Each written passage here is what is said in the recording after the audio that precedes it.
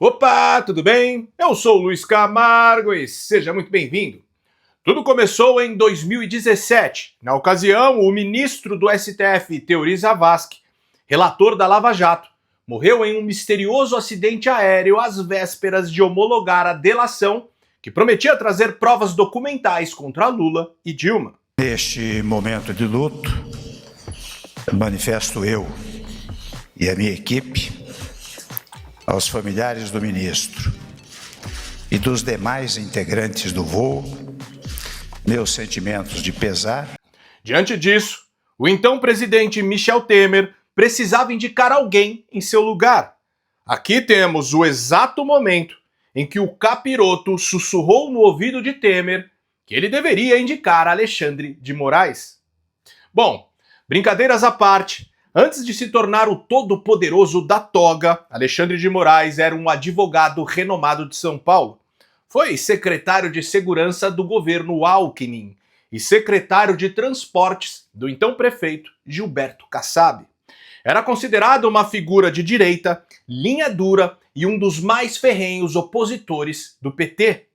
Quando foi indicado para a Suprema Corte por Temer, a imprensa dizia que, com Moraes, o STF ganharia um perfil mais conservador.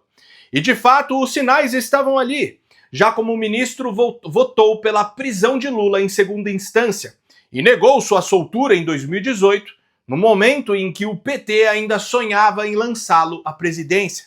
Antes disso, em palestras, Moraes classificava o PT como uma organização corrupta, varrida do país pelos seus escândalos. Em relação à última questão do nosso simpatizante aqui, de um governo corrupto, que foi colocado para fora do Brasil pela corrupção, pela falta de vergonha na cara de quem roubava bilhões e bilhões, se, ao invés de roubar bilhões, tivesse investido na segurança, se ao invés de desviar dinheiro para construir porto em Cuba, tivessem investido em presídio, nós estaríamos muito melhor. Obrigado. Por essas posições, Moraes era odiado pela esquerda, sendo alvo de duras críticas, principalmente após sua indicação ao STF. Nós consideramos preocupante, temerário, para dizer o mínimo, que alguém com o conjunto de argumentações contrárias que a sociedade civil tem apresentado seja indicado pelo senhor presidente da República para um posto da qual terá um mandato de, no mínimo, outros 26 a 27 anos. É, no mínimo, preocupante para os valores republicanos também. Muitas preocupações com essa indicação. É uma indicação partidária, não que não faça parte do processo político as indicações para o Supremo, mas a pessoa que foi indicada é militante de carteirinha do PSDB, já fez críticas ao PT, já se utilizou dos seus cargos com intenção partidária, isso nos preocupa muito. O próprio PT publicou um dossiê no site oficial detonando o ministro, enumerando diversas controvérsias, chamando-o de golpista e ainda o acusando de ser ligado ao PCC. Até a revista Piauí chegou a fazer piadas em sua coluna de humor, dizendo que Moraes havia sido indicado ao STF pelo PCC. Diante disso, a pergunta que fica é: como é que esse mesmo Alexandre de Moraes, o juiz de direita demonizado pelo petismo, virou o principal pilar de sustentação de Lula? Como passou de inimigo do partido a aliado fiel?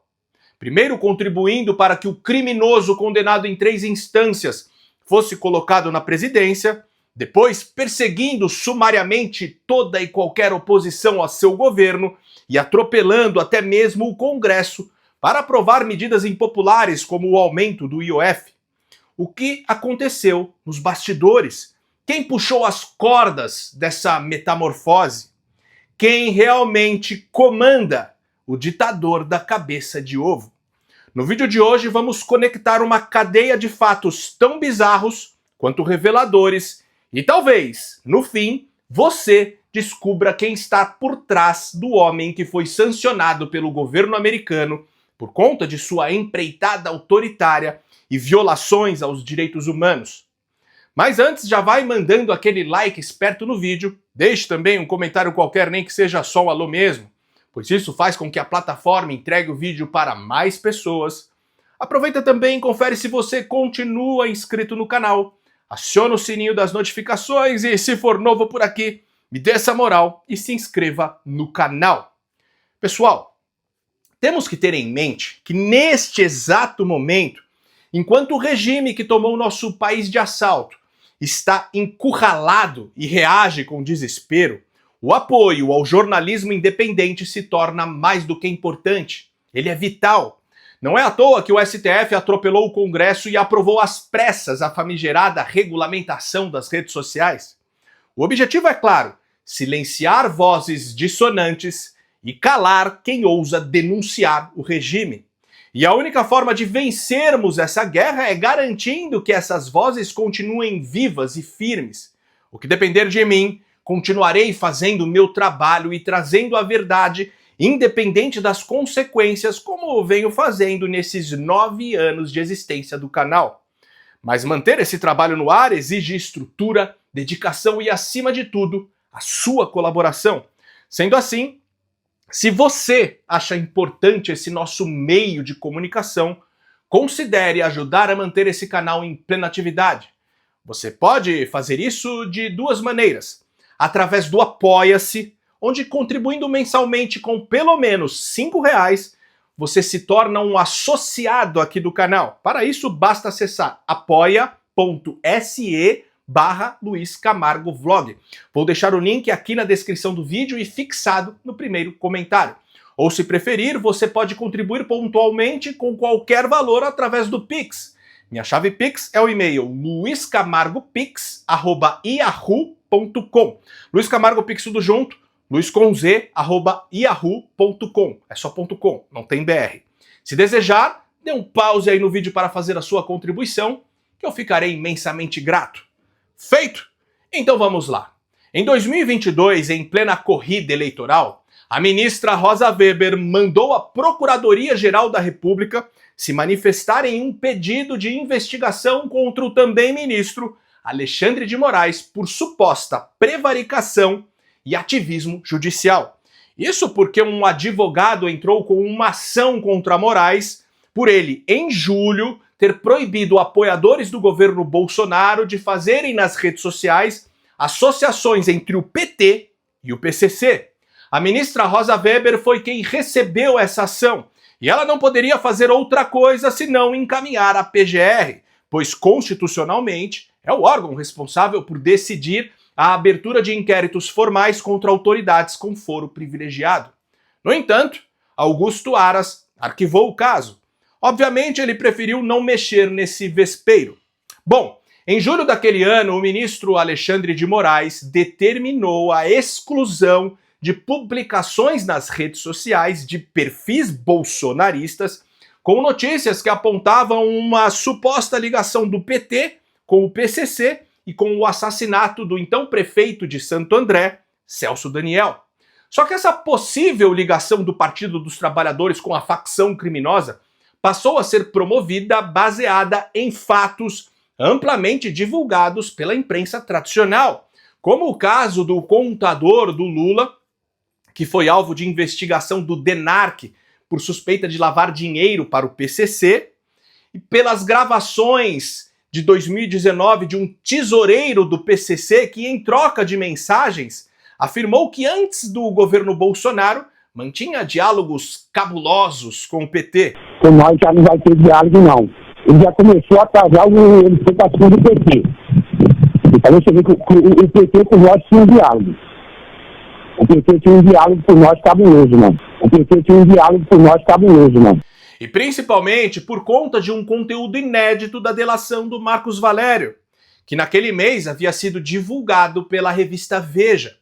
A delação do mensaleiro foi homologada pelo próprio STF e a investigação não foi concluída até hoje. Sendo assim, um ministro da instância máxima da nossa justiça jamais poderia afirmar que a ligação do Partido dos Trabalhadores com o primeiro comando da capital é mentirosa. O que nos leva a concluir que o intuito de Moraes nessa decisão foi político, foi o de beneficiar o partido em questão, tanto que a liminar atingiu apenas postagens feitas por páginas de apoiadores do governo Bolsonaro, e não no vasto conteúdo sobre o assunto que foram veiculados na grande mídia, como, por exemplo, a própria revista Veja, a Folha, o Estadão e a Record.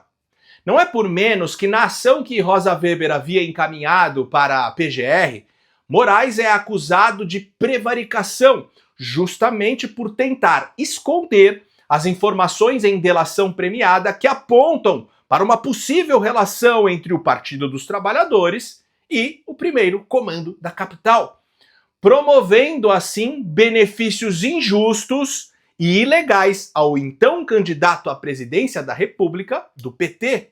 Inclusive, nesse mesmo período, a Jovem Pan foi intimada pelo TSE, que estava sob o comando de Moraes, a excluir de suas redes um famoso depoimento da então candidata a vice de Simone Tebet, Mara Gabrilli, sobre o caso Celso Daniel.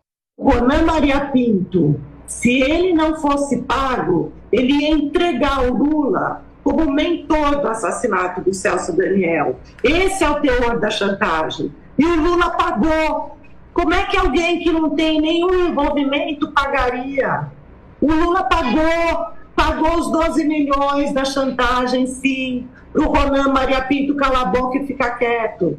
Ou seja, ou Moraes realmente tomou essas medidas por partidarismo político, porque resolveu virar apoiador do PT, ou a outra conclusão que podemos chegar é que o ministro estava com receio de que essa associação do PT com o PCC pudesse levar a outras associações que acabassem por comprometê-lo também. Sendo assim, talvez achou por bem, na época, cortar o mal pela raiz. Veja bem, estou aqui fazendo suposições diante dos fatos. Não estou tirando conclusão nenhuma. Agora assista com atenção esse vídeo gravado antes das eleições, em 2021.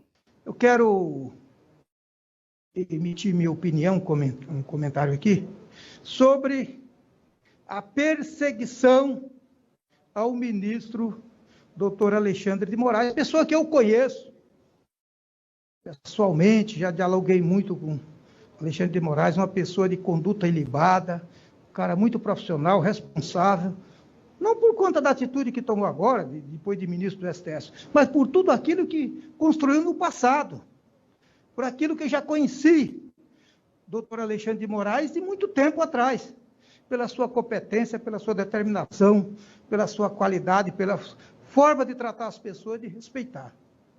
Então, quero aqui, neste momento, também me solidarizar com os acontecimentos, com o ministro Alexandre de Moraes, dizer, ministro, pode ter certeza que tem muita gente que te conhece e é solidário a essa brutalidade que está acontecendo com Vossa Excelência. Vossa Excelência é uma pessoa competente, honesto e trabalhador. Obrigado, presidente. Esse é o vereador do PT, Senival Moura, que está sendo investigado pela Polícia Civil por participação em um esquema de lavagem de dinheiro do PCC e pelo assassinato de Adalto Soares Jorge, ex-presidente da empresa de transporte Transunião, empresa essa que possuía contratos com a Prefeitura de São Paulo. Senival é irmão de Luiz Moura, ex-deputado do PT, que em 2014 foi flagrado pela polícia em uma reunião com lideranças do PCC no pátio da Transcooper, uma outra cooperativa de transporte que foi investigada por lavar dinheiro do tráfico. E na época, o então advogado Alexandre de Moraes advogou para a Transcooper. E foi por conta disso que Moraes ganhou a pecha de advogado do PCC. Em 2006, o PCC, a mando do seu líder Marcola, que na época estava preso em São Paulo, passou a promover ataques às delegacias de polícia e bases da PM. Os criminosos passavam soltando rajada de metralhadora nesses locais. A população ficou em pânico. Os paulistanos tinham medo de sair de casa e em vários locais os criminosos inclusive instituíram toque de recolher. Geraldo Alckmin, que era o governador na época, ao invés de transferir o Marcola de presídio, para que ele não pudesse mais comandar a organização de dentro da cadeia, preferiu conversar com o criminoso. Sua equipe entrou em contato com o Marcola através de seus advogados. O governo até hoje nega que foi feito algum tipo de acordo. O fato é que depois da conversa, os ataques cessaram. Na época, Alexandre de Moraes era o secretário de Segurança do Estado e, por sua vez, esteve à frente de todo o trâmite. Veja bem, que fique claro que eu, Luiz, não estou fazendo nenhum tipo de associação entre o ministro da Suprema Corte, recém-sancionado pelos Estados Unidos, e a facção criminosa. Esses fatos envolvendo Moraes, assim como todos os fatos que expus nesse vídeo, já foram devidamente relatados por toda a imprensa tradicional. Inclusive, você pode pesquisar à vontade no Google.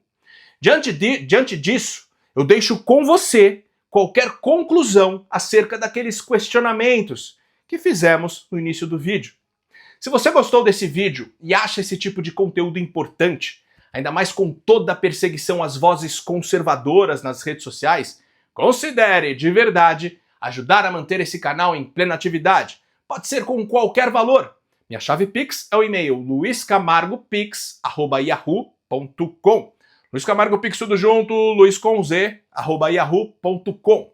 Não tem BR. Ou se preferir, o link do nosso Apoia-se está aqui na descrição do vídeo ou fixado no primeiro comentário. No mais, curte e compartilhe ao máximo esse vídeo. Deixe aqui o seu comentário para ajudar no engajamento e me siga em todas as redes sociais, @LuizCamargoVlog. Então, até o próximo vídeo. Valeu!